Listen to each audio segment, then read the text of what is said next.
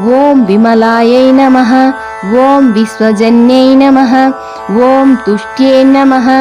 ॐ दरिद्रनाशिन्यै नमः। ॐ प्रीतिपुष्करिण्यै नमः।